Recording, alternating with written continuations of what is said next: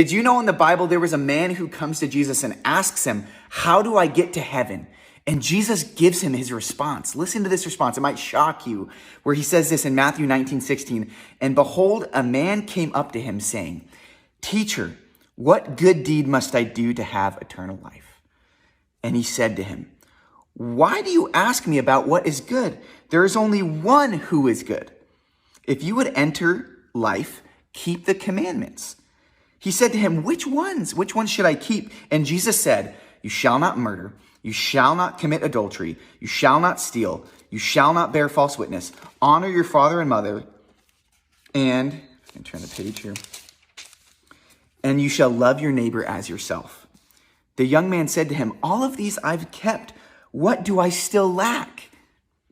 Jesus said to him, If you would be perfect, go, sell what you possess and give it to the poor, and you will have treasure in heaven, and come and follow me. When the young man heard this, he went away sorrowful, for he had many great possessions. You see, the problem with the question in the first place, and the answer Jesus is trying to give him, because this might confuse you. You might be like, wait, I've got to do all these good things to enter eternal life, but not at all. Look at what he said. He said, Teacher, what deed must I do to enter eternal life? What deed must I do? And Jesus gives him a list of impossible tasks, the 10 commandments, and then says, okay, now if you want to be perfect, sell everything you have to this rich young ruler. It says, sell everything you have and give it to the poor. Sell everything. Everything that you own, everything that you find valuable. And on top of keeping all these 10 commandments, if you really trust in those good things you've done, do this one impossible task, because I know your heart. I'm God. I know your heart. And the rich young ruler left because he had many great possessions. You see, Jesus is trying to get us to understand that we can only enter heaven through perfection. And none of us are perfect. The only one who's perfect is Jesus. And he said that early on.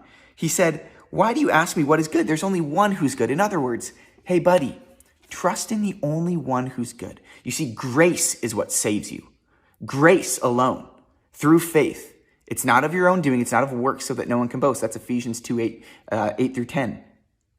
So Jesus is trying to get us to understand that we gain heaven because of his work on the cross, not our work on this earth. Our faith in the work that's already been done. When Jesus said it is finished, that work had been finished, and we get to trust in that work. So if you want to know how to get to heaven, look to the cross. It's grace. It's faith in what he's already done, not what we can do for him.